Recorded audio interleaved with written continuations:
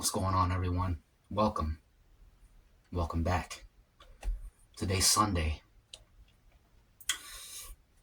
and this is brunch.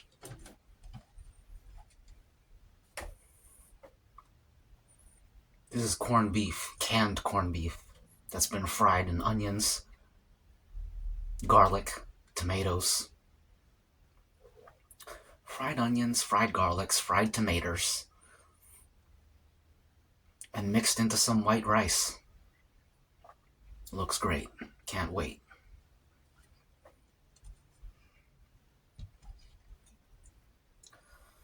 I watched the UFC last night. I really mainly just watched the main event. Aljamain Sterling versus Youssef Zalal. Aljamain Sterling won. I wanted him to win, so it's always nice when the person you're rooting for actually wins.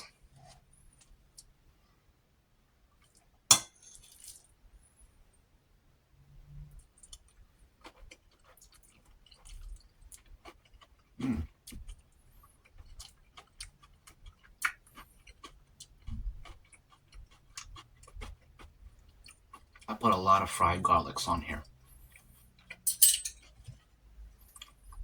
which is what I wanted. See all them yellow golden bits? That's all fried garlics.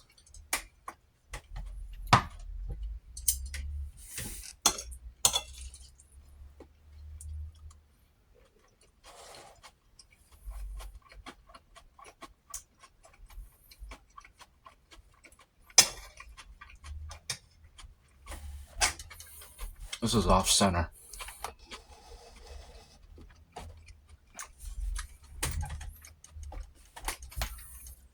It's a little bit better. And that's even better.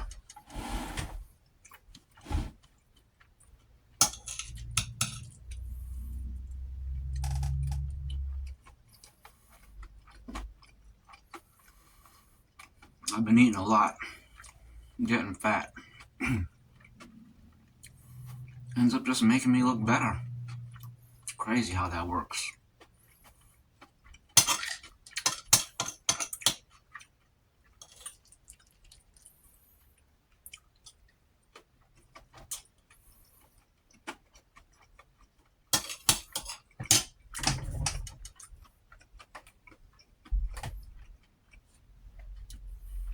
Actually, yesterday, I lifted this 15-pound dumbbell. I did bicep curls, one set on each side. Maybe 1.5 sets. That's all you need. Doesn't even have to be a real workout. Just do a little bit of something. A little bit here, a little bit there. And it ends up working somehow.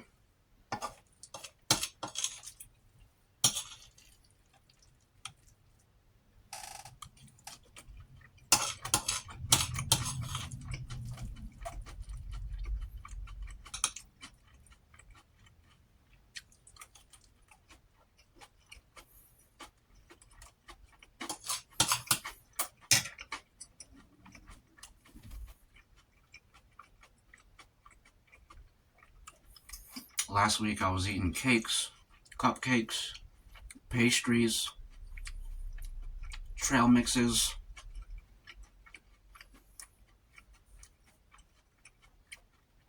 Everything.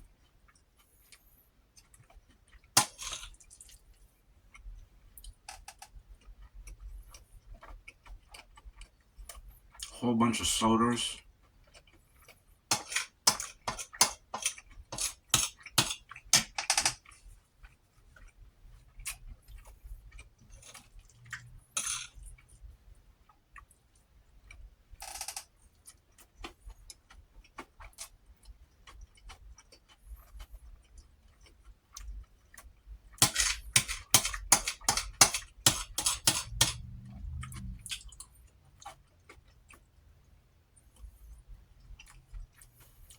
I was just editing Mukbang from last night. By the time y'all see this video, it'll be uploaded already. And enjoyed that one. I feel like it was going back to my roots. That was the style I started with.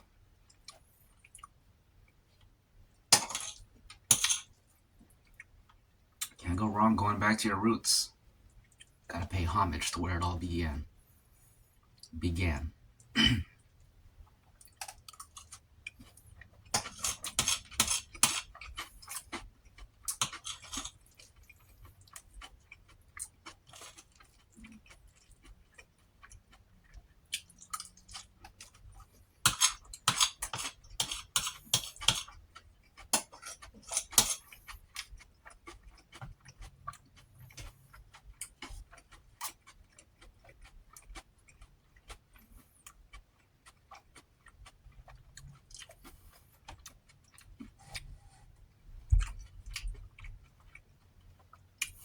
So Star Trek is a pretty iconic show. I've never seen the original series, which ran from 1966 to 1969. I really liked Star Trek The Next Generation, which I believe ran from 87 to 94. And I really liked Star Trek Voyager, which ran from, I believe, 95 to 2001. So I feel like it would be appropriate for me to go back and watch the original. But I don't know if I can watch something from 1966.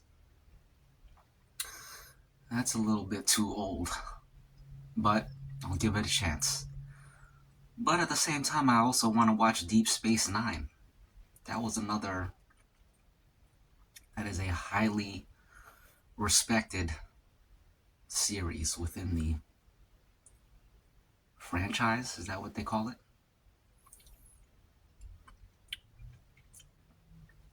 So I feel like I should watch Deep Space Nine.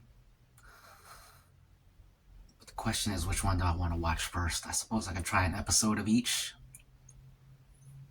I may just go straight into Deep Space Nine, though. I've seen the first episode multiple times. Excuse me, I think. But I never continued it. And whenever I watch the first episode and drop a show, whenever I come back to that show, I gotta rewatch that first episode again because I don't remember nothing.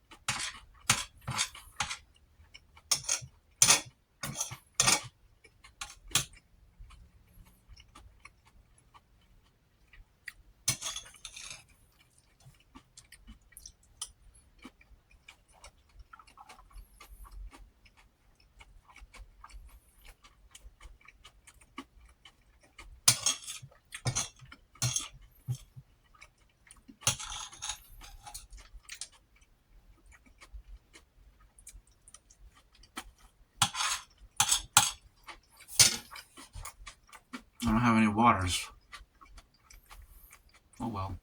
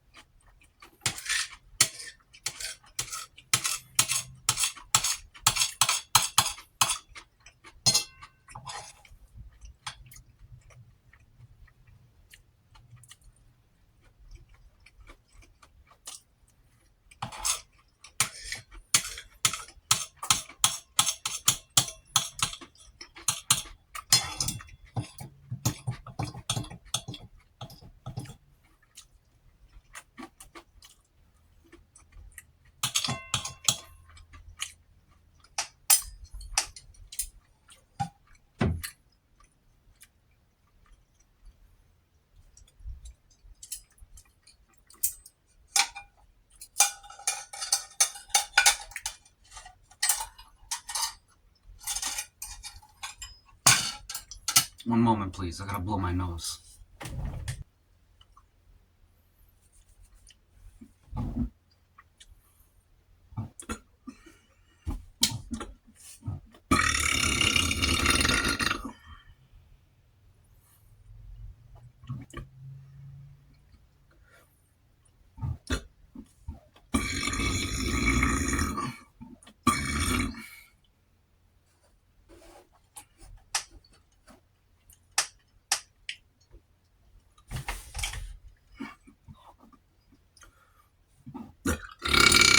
Excuse me. Excuse me.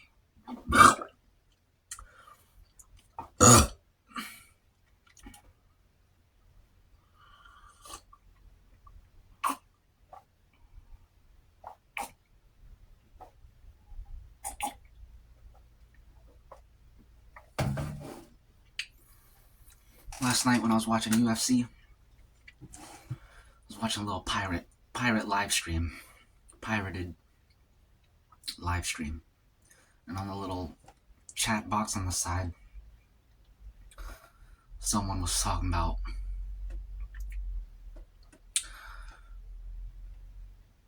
how someone was stopped with a shotgun outside of the White House Correspondents' Dinner or something. Basically another assassination attempt. Although I wouldn't even really call that an attempt because he was nowhere near. He didn't even come close, so that doesn't even qualify as an attempt to me. But technically it's an attempt, I guess. Excuse me. So that's what happened yesterday on April 25th, 2026.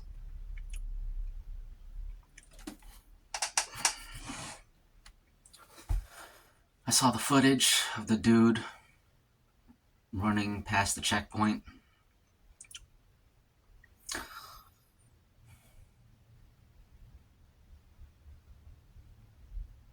It looked like it was recorded on a potato. And the dude ran by like 15 people, so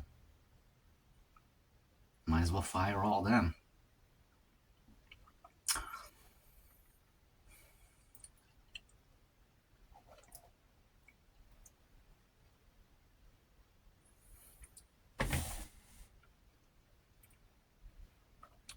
The footage is pretty lame.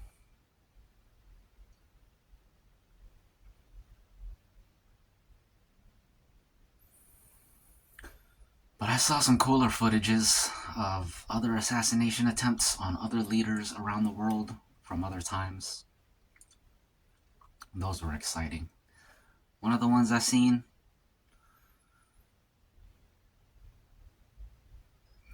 I believe this was in Sri Lanka. The dude was walking. There were like soldiers standing at attention. They just had a parade, I guess, because they were dressed in their formal uniforms and they had their rifles out, excuse me, with the rifles at their sides. The dude was walking, and one of the soldiers just, right after the dude walks by, one of the soldiers takes his gun and hits the dude over the shoulder or whatever. But the footage was too low quality that I couldn't see if it had a bayonet on it or not, but that one was pretty exciting. I just wish it was higher quality. And I seen another one. This one was in the Philippines. Some dudes rolled up in a van. They hopped out. One of them had an RPG, fires it at. The caption said it was some regional mayor. It hit like right next to the car. The car was smoking, and then it drove off. But the funny thing is, when the guy hopped out, he put the RPG over his shoulder, and then another guy hopped out of the van, and like as soon as he got out, he was standing in the range, like directly in the area of where the RPG backblasts, and he took all of that. He stepped out of the van, and as soon as he came out, he got blasted with the back of the RPG. And I was like, that dude's definitely deaf now. He's deaf. Anyways, what else?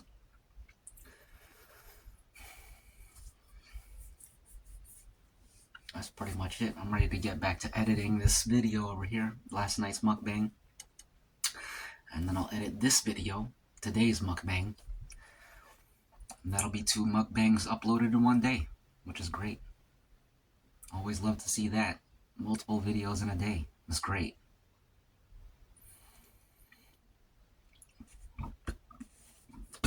Excuse me. Excuse me. I got this book here that I saw yesterday by Stephen Ames Barry. It's called The AI War. Looks pretty cool. Maybe I should read it.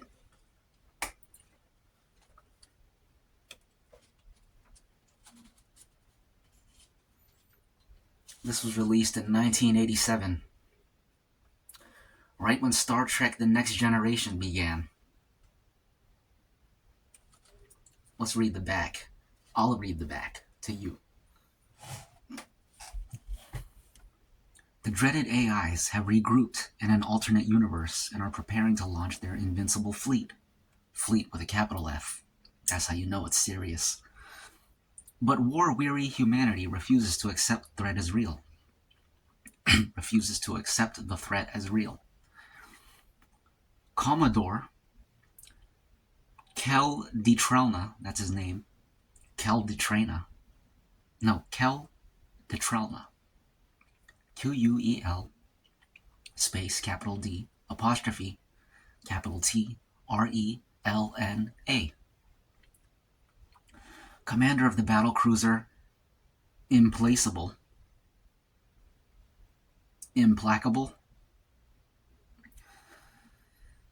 Commander of the battlecruiser Implacable has been secretly ordered to violate an ancient restriction. He is to enter the quadrant known as Blue 9, capital B, capital N, and find the only weapon that can stop the AIs from overwhelming his universe. No ship has ever returned from this abandoned cube of space, but the AIs must be stopped. They have one imperative: destroy humanity. Time is running short for the human race, and this may be the final battle. And then some dude, Cleat, there's a quote from his review. Excuse me. Excuse me. It says, devotees of militaristic SF should enjoy Barry's book. I believe SF is sci-fi. Militaristic sci-fi. Okay. It sounds okay. But everything sounds okay when you're reading the back or the book jacket or a review or a summary or whatever.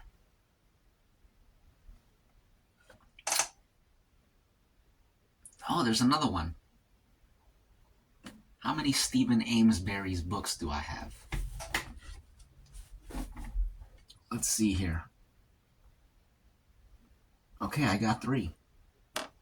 Interesting.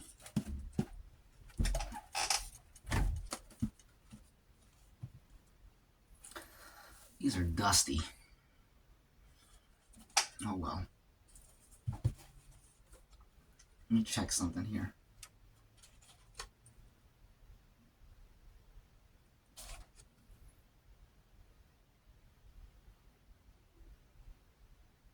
Let me read you this little thing on the front of this AI war.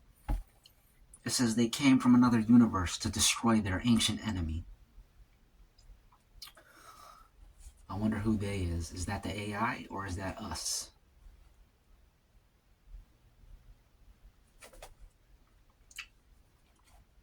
Cool. So he's got this other book, The Battle for Terra 2. Terra means Earth, so Second Earth. The battle for Second Earth. The biofab menace has been exterminated on Earth, but there is more than one world to conquer. I wonder if this is his first or second book. This must be his first. Yeah, 1986. Because the AI War, one of the page listed this as one of his other books, and then on this one it doesn't list anything for other books. So this must be his first book. Or actually, this must be his first book, because this is the Biofab War, which is referenced on the title, the thing I just read you here. So I guess this is his first book. The Biofab War. Humankind fought for the stars, but the final battlefield is Earth itself. So the Biofab War is, I guess, a war on Earth. And then this one is the battle for Terra 2. So they got a second Earth out there. And then the AI War, I guess, is a trilogy. Check out these covers.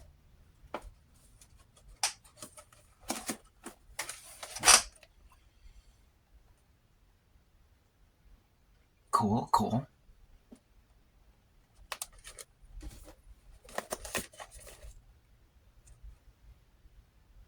Very nice. Alright, well, let's read the back of his first book.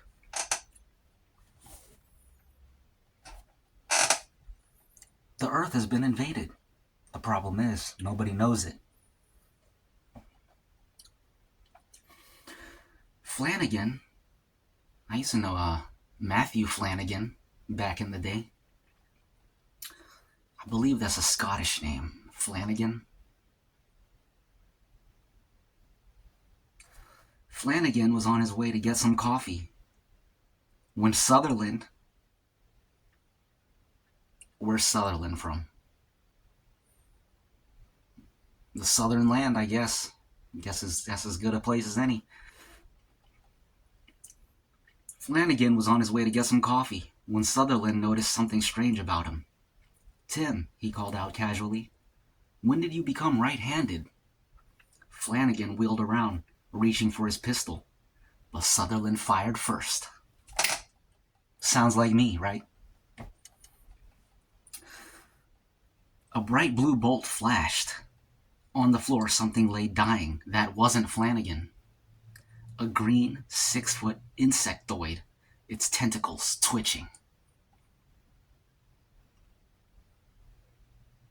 I want to read this one. The Biofab War.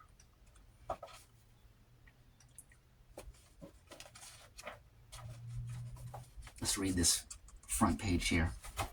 Ex-CIA agent John Harrison, his Israeli girlfriend Zahava, and Greg Farnsworth of the Lure Oceanographic, that's a tough one, Oceanographic Institute were exploring an ancient temple when suddenly a high-pitched whining noise filled their ears.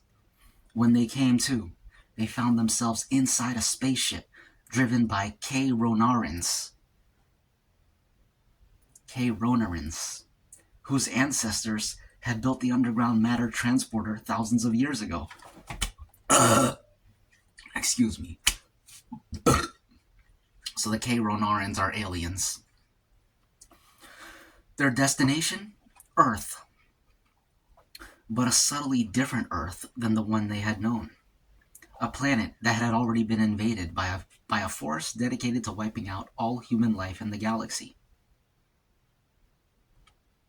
Interesting. Okay. That's the Biofab War. Let's check out his second book, The Battle for Terra 2.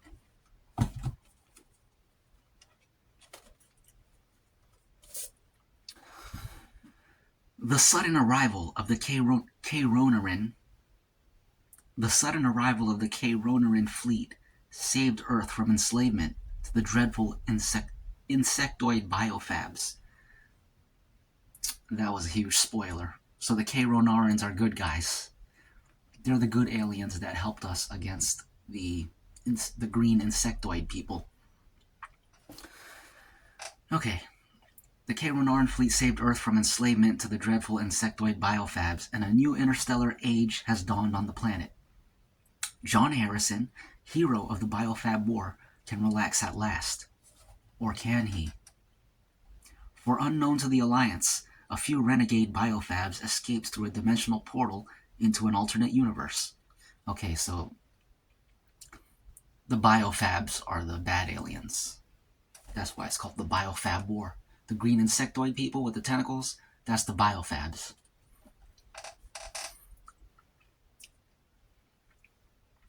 They must be synthetic. I'm guessing biofab is short for biological fabricated. Biological fabricated beings.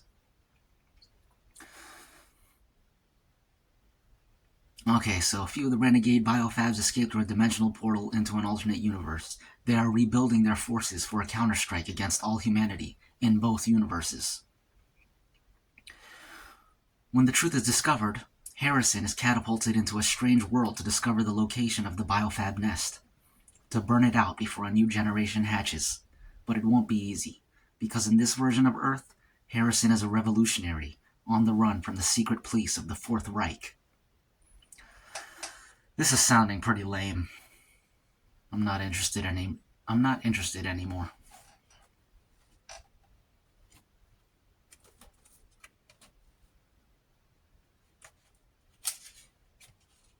Let's read this first page, though. Battle of Terra 2. Heedless of the blaster and gunfire, the Admiral scrambled to his feet. "What's the matter?" he shouted at the gangers hugging the hard ground. "You want to live forever?" That's a Starship Troopers reference. I believe I have that book too.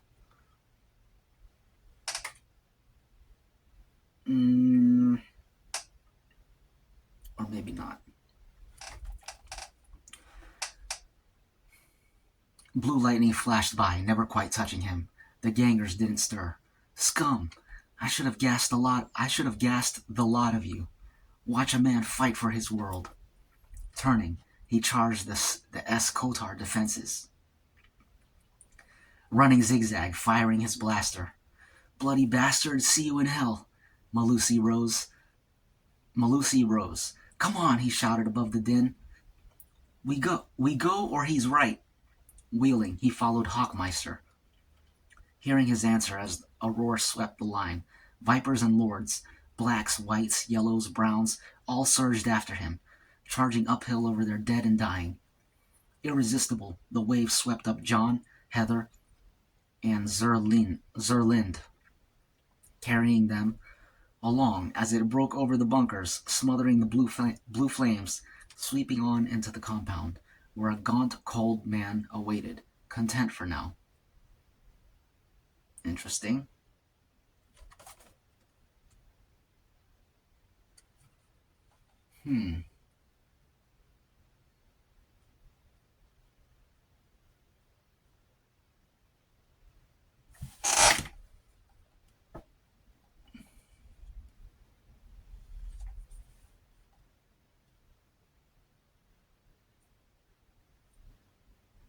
Interesting. Okay. We didn't read the first page of this AI war. Let's check this out. Death awaited them in Quadrant Blue 9. Death and salvation. An alarm beeped. Silencing it, K-Lal read the new data. Something big, coming fast. I don't believe these readings. It's the size of a city. Look at those weapons and speed readings. Going for implacable, said Atir from her battle station. The main screen blurred, the view shifting from implacable to the black blur. Dumped visual, said K-Tran, frowning. Excuse me. Excuse me. An instant later, the tactical projection occupied the entire screen. Atir whistled softly. 10 times our mass, she said, reading the scan. Excuse me. Weapons batteries the size of our engines. Citadel-class shielding. She looked at K-Tran. We don't make anything like that. What is it? Something we made once, long ago, said K-Tran quietly, watching the screen. It's a mind slaver. As they watched, red beams sprang from the center of the projection. And it's about to wipe implacable. A mind slaver. Mind slaver. Interesting. Very interesting. That's Stephen Ames Barry for you. 1986, 1987. Golden years of sci-fis. I don't know if those are really the golden years, but that's what I'm calling them. And, hold on, what I got here. There's actually another. Oh, no, that's a different Barry. That's Adrian Barry. A different dude. But his name's Barry. This is the Iron Sun. Look at that cover, the Iron Sun. Is that a ship on there? Yep. Check out that ship, man. That's cool. Crossing the universe through black holes. Adrian Barry. Ingenious. He has worked out a highly plausible and gripping scenario for spreading human civilization across immense distances. That's the New York Times book review. That's what they say about it.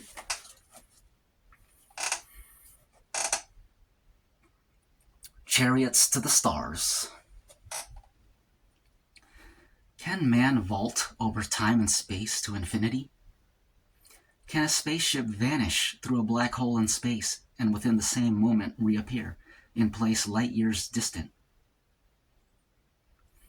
Drawing on modern interpretations of Einstein's theory of relativity, Adrian Barry explains simply and clearly the real nature of black holes and presents a plan for man-made leaps into the cosmos to the other side. And down here are some reviews. It says, fascinating. Barry stays with science and yet outdoes science fiction. That's what Isaac Asimov said about it. One of the powerhouses, titans of the sci-fi genre. I have 1, 2, 3, 4, 5, 6, 7, 8, 9, 10, 11, 12, 13, 14. At least 14 Isaac Asimov books up there. I haven't read a single one, but I know their value. I know his contributions. Dazzling. Even skeptics may be willing to suspend disbelief. That's what Time magazine said. And here's what the London Daily Telegraph said. Never heard of them. They didn't say that. That's what I said about them. Futuristic, but contains one of the best accounts of black hole theory which I have read. Cool, cool. And look at that picture, man. I love that blue color. I don't know if those are planets or moons or iron suns, possibly. They can't be iron suns. They're too close together. But man, that looks cool. It looks like something I'd want to read. I think I tried reading this several times, but I wasn't that invested. Probably only got a page into it or something. But I should read this. Let's check out this first page of more reviews. Hold on. Let me just see something here.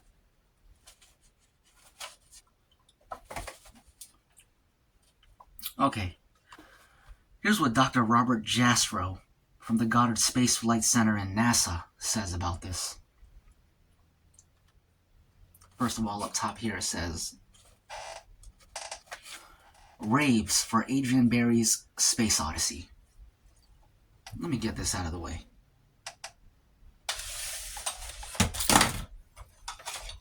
this video, this mukbang has really turned into something else. This is what YouTube's all about, guys. Having fun and going with the flow and expressing yourself and broadcasting yourself. A fascinating account of one of the most bizarre developments of modern science, thoroughly enjoyable for every point of view. Interesting. Here's what Publishers Weekly says.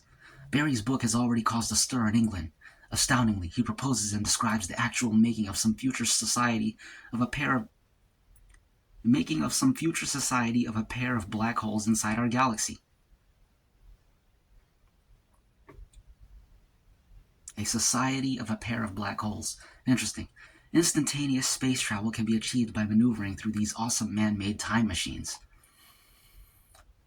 Few who are au courant, some French phrase I'm not familiar with. Excuse me. Few who are au courant with the new paradoxes. Okay. And based on this context, I can tell that au courant means up to date, current. Courant? Current? That's the relation right there.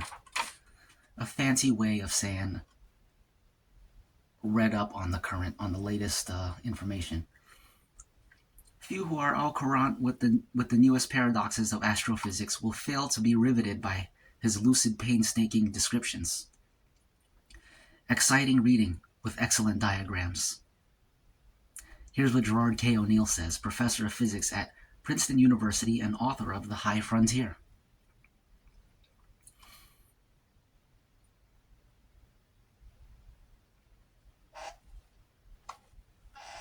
I wonder if I have his book. I don't know.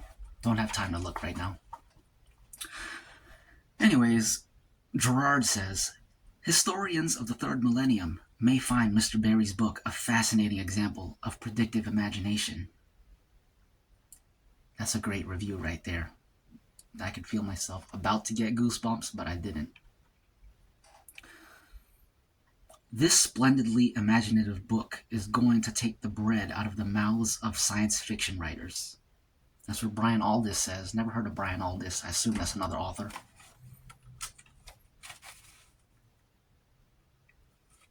This book seems very interesting. And it came out in 1977. That's a great year right there. 1977.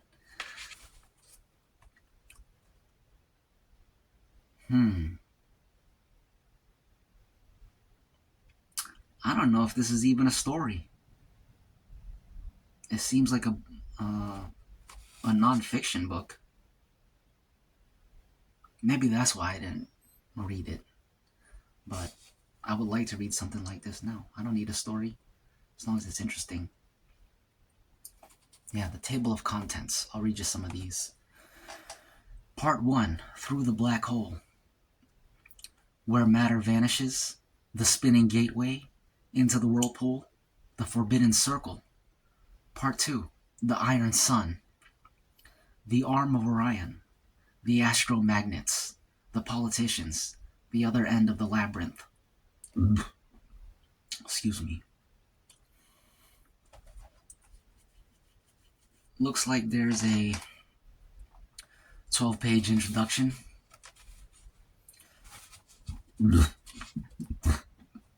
I'm not going to read all 12 pages for you, but I want to read a little bit so we can get the flavor of this book. Wait, no, these are acknowledgments. I'm not looking for acknowledgments. I'm looking for introduction.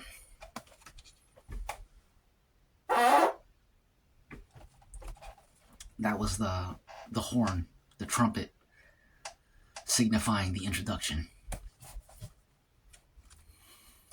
This book is an attempt to solve what will be one of the most formidable problems of future ages, the feasibility of travel to the stars. Failure to solve it could bring about the eventual stagnation and ruin of the human species. Yet, if it can be solved, whether by the method outlined in this book or by any other, the prospect will instead be of the establishment of a galactic community, a society in which our descendants will be scattered through millions of worlds in orbits around countless stars. The race will be safe forever from the threat of extinction, and there need be no limit to the flowering of human cultures which this diversity will produce. Why, it may be asked, would people wish to travel to the stars, even if it eventually becomes possible for them to do so? The answer lies deep in human history and prehistory. The desire to migrate to somewhere else has always been a powerful social force. There was a time, about 2 million years ago, when our ancestors were confined to certain parts of East Africa. About 1 million years later, there was a considerable community in China. In the last 50,000 years, people spread southwards to Australia and New Zealand, and somehow across the Bering Strait from Asia to North America. The reopening of the New World from the 16th century onwards brought waves of migration to the Americas, which no European government could halt. The belief that there exist countless undiscovered worlds in the vast reaches of galactic space makes probable the final act of migratory expansion. As the great Russian rocket pioneer Konstantin Tsiolkovsky once remarked, "Earth is the cradle of mankind, but one cannot live in the cradle forever." Love that. The means that will make this expansion possible will be the development of an instantaneous transport system in space, one in which a spaceship can disappear in one place and reappear in almost the same instant in another place, without having passed any point in between. Stated as crudely as this, the idea must sound insane, but I have written this book to convince others, as several distinguished scientists are already convinced, that the possibility of such journeys follows remorselessly from fundamental law, and that they will one day be practical proposition. New mechanical devices and new knowledge have often moved peoples more effectively than ideologies and passions. That's an interesting claim. I gotta think about that. Anyways, many writers, for instance, have discussed the reasons why Europeans migrated into little explored parts of the world in the 16th and 17th centuries to build colonial empires. Their main motive was obviously the desire for trade and wealth, but this explanation does not really answer the question, since people have always desired to increase their wealth. A more accurate answer lies in the invention of one mechanical device which made their migrations possible: the ocean-going sailing ship. Okay, he convinced me. This book is about a type of vehicle and a system of transport that is likely, during the next millennium, to become the equivalent in space of the sailing ship. Space is the only future arena for the migrations of mankind. This has been inevitable since 1957, when the first satellite was launched, and perhaps for long before that. Since 1957, satellites of far greater sophistication have come to serve an immense variety of human needs.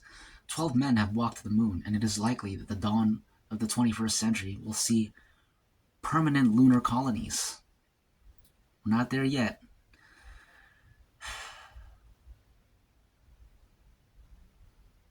That's kind of sad. The optimism he's showing in here, he didn't know that NASA would have taken that long break.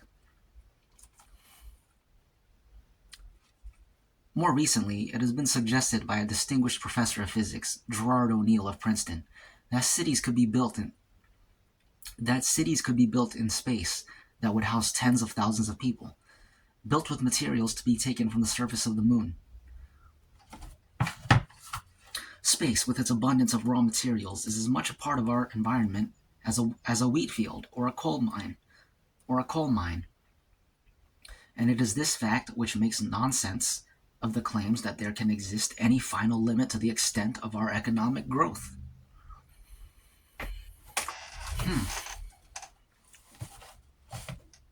He's glossing over a lot of challenges here, but I respect the optimism.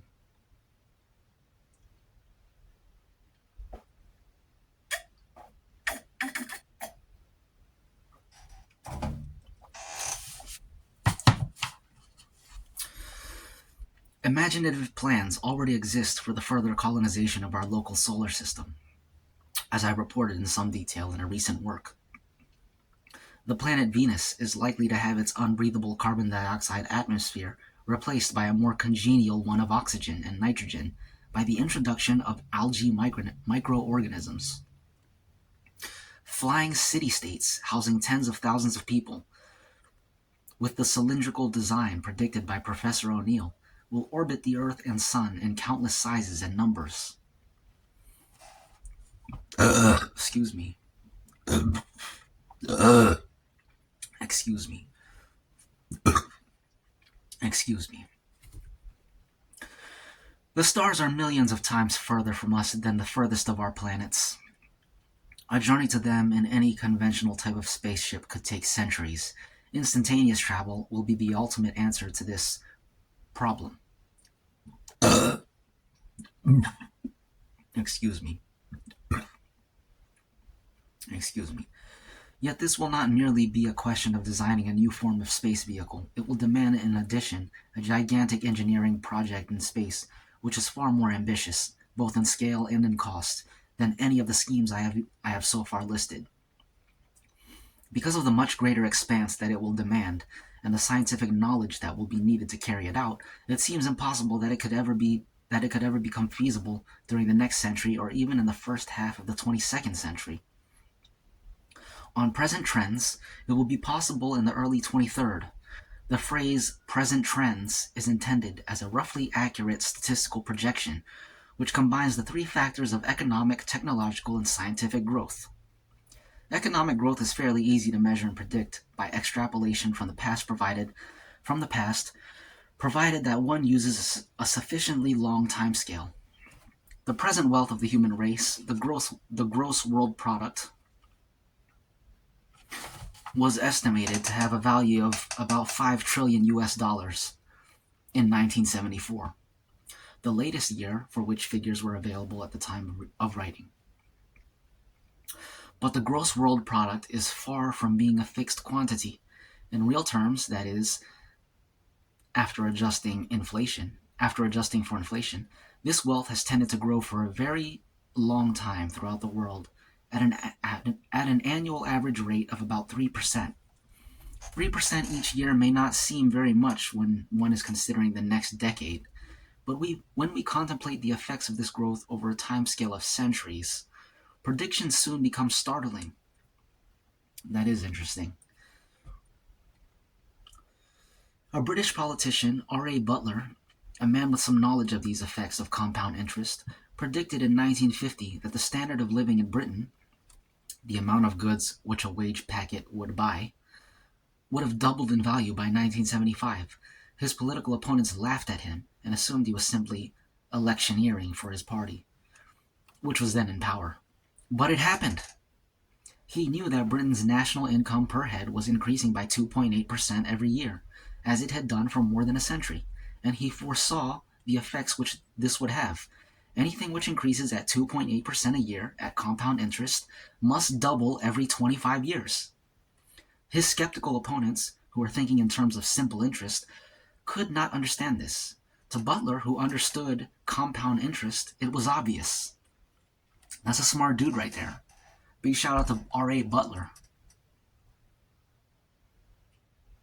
That's very interesting.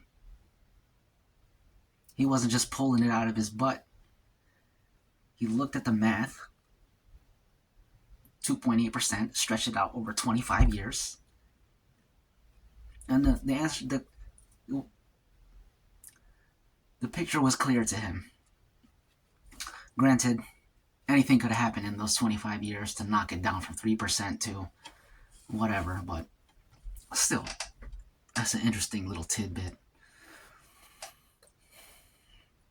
Let us consider, therefore, that humanity's 5 trillion will become in the next few centuries. Consider what humanity's 5 trillion will become in the next few centuries.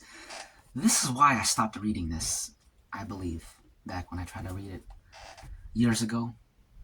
I wasn't interested in any of this. He lost me with all these numbers and economy and all this stuff. But now I find it very fascinating. Anyways, back to what the 5 trillion will become in the next few centuries. I will assume an annual growth of 3%. This is perhaps a somewhat conservative figure, but it is essential to be cautious and allow for recessions. Exactly. Excuse me. Excuse me. Growing at 3%, this wealth will double about every 23 years. So far, in view of the British example which I have just quoted, this does not sound very dramatic. Excuse me.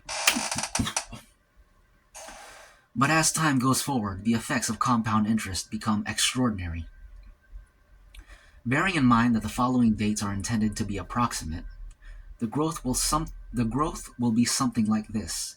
If humanity's wealth was 5 trillion in 1974, it will have reached 10 trillion before the year 2000. I would like to confirm or debunk some of this. He wrote this in 1977, so it's been 50 years, nearly 50 years since then. So we can actually check if he was right about any of this. Anyways, if humanity's wealth was 5 trillion in 1974, it will have reached 10 trillion before the year 2000. Table 1 shows how it might continue to grow, with the dates and figures slightly adjusted for simplicity.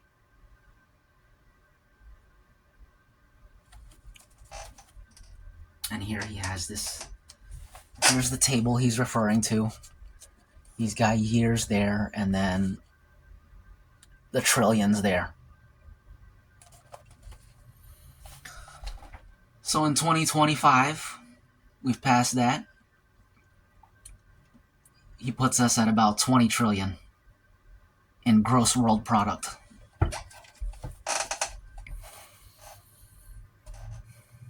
I want to check it, but camera's rolling. Ain't got no time. These figures, I emphasize again, are real in that they have been adjusted for inflation. They assume also that the resources of space, the material resources to be found outside the atmosphere of this planet, will be as readily exploitable as the surface resources of the planet are today. That's one thing that I disagree with. Well, it all depends. If we get the technology, all of a sudden, it's probably readily available, but that's a large hurdle to overcome, I feel like. I don't know. This guy's smarter than me. I'll take his word for it. It is thus, again, I respect the optimism. It is thus a firm prediction that someone in the year 2215, okay, 2215, by 2215, anything is possible. Someone in the year 2215, in the first quarter of the 23rd century, will stand a reasonable chance of being 1,000 times richer than his counterpart in the same relative social and economic bracket would be today. Dang, that's crazy to think about. 1,000 times richer. This growth of wealth cannot come without a corresponding increase in knowledge and its applications. It is insufficient to define standard of living simply as the amount of goods which a wage packet or a corporation or a government can buy. The quality of those goods must be taken into account. This demands a continuous growth in technology and science.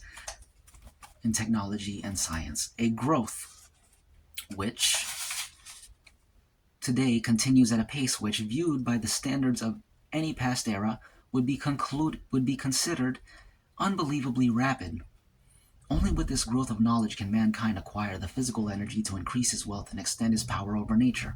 Examples from the past are just as dramatic as the invention of the sailing ship, the bow and arrow, The bow and arrow enabled man to kill at a distance and dominate all other animals. By the superiority of iron swords over bronze ones, he subdued his enemies and built nation-states. The USA built its strength in the 19th century with the telegraph and the railways. Modern trade is made possible by the aircraft. Communication by the satellite, and complex administration by the computer. While relative peace appears to be assured for the present by the existence of nuclear bombs, that was the end of the sentence.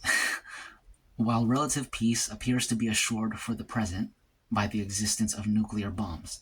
That is a very optimistic way to look at nuclear bombs.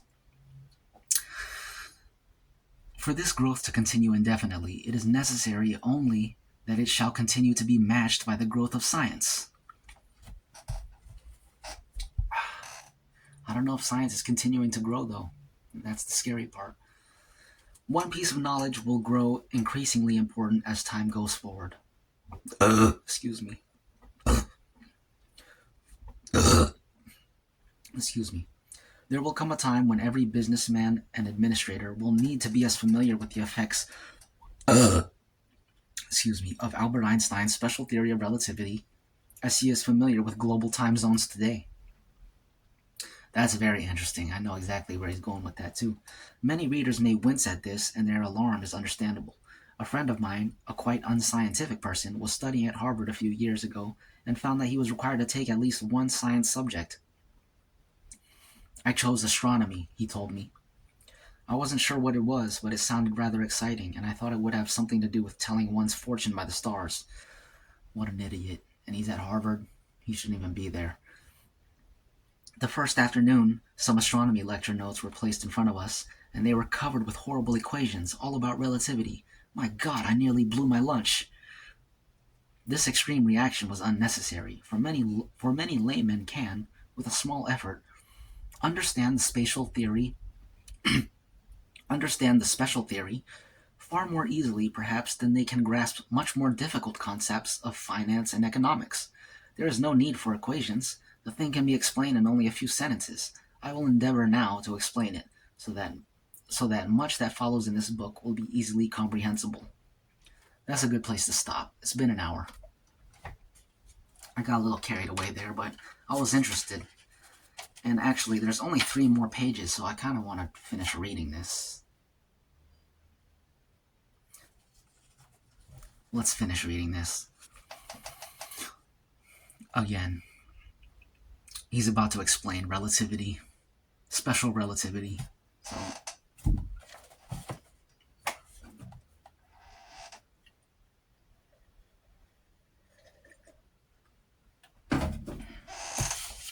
let's continue.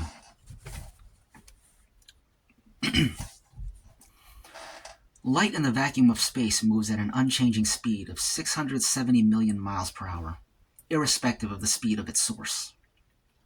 This means that if an astronaut is racing through space directly towards a star at half the speed of light, he might reasonably imagine that the light from that star will be reaching him at the combined speed of 1.5 times the speed of light.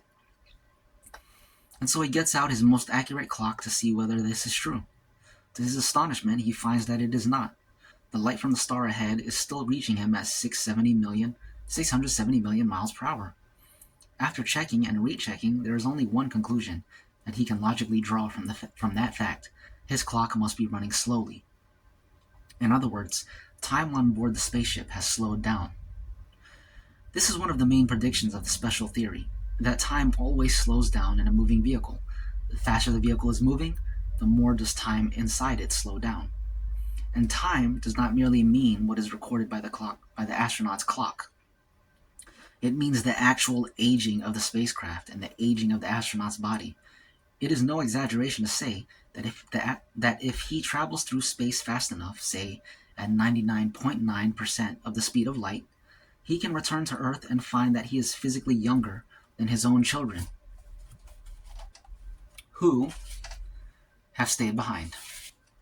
And this is all because, for a still unknown reason, the speed of light is constant, irrespective of the speed of its source. If the ship is going even faster, even more extreme consequences result. If it were to be somehow accelerated to a velocity of 99.9999% of the speed of light, the astronaut could return after a journey of, say, 5 of his years to find that the Earth has aged millions of years in his absence. It is idle to speculate which time is the right time and which is the wrong time. Both are right. Time does not proceed everywhere at a constant speed. Its rate of passage depends on the speed through the universe of the clock that is measuring it. The special theory makes other important predictions, as will be seen later. In particular, it shows that no spaceship, nor indeed any material object, can ever exceed or even reach the speed of light itself in this universe. As it approached that speed, for reasons similar to those which slow time,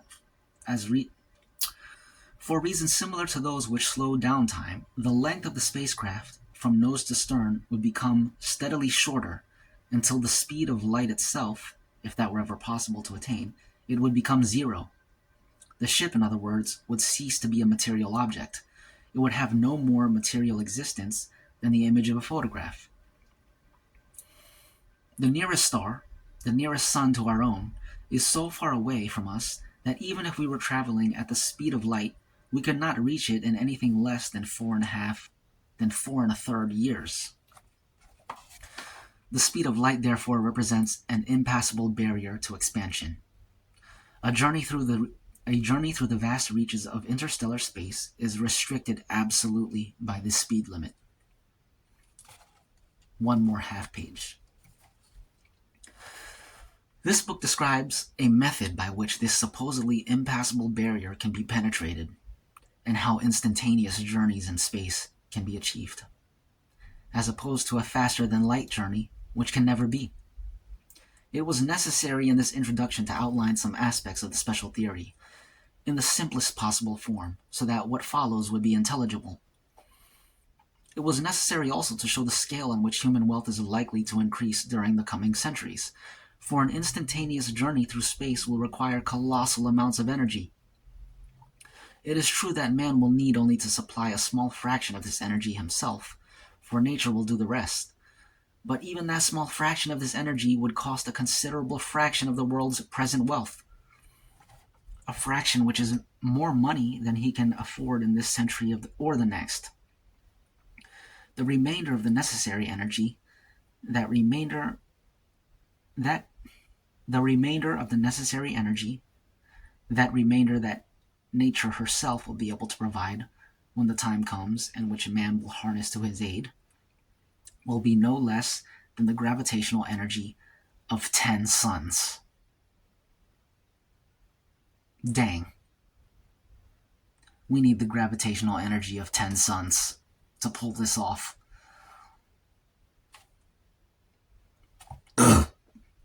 Excuse me. And I believe that's where the iron sun comes in. The black hole is definitely going to give us the gravitational energy of 10 suns, and probably more than that too.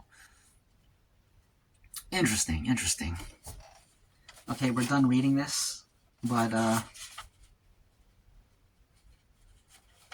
this is fascinating. Interesting. That's how much I read. Might as well finish it. Probably won't, though. I'd rather watch YouTube. I'd rather have a more passive form of entertainment.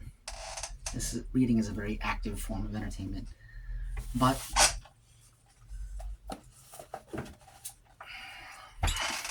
it's kind of boring, in my opinion. It's interesting and exciting, but also boring at the same time. Anyways, hope you all enjoyed that. I definitely did. In any case, I'll see you in the next one. See ya.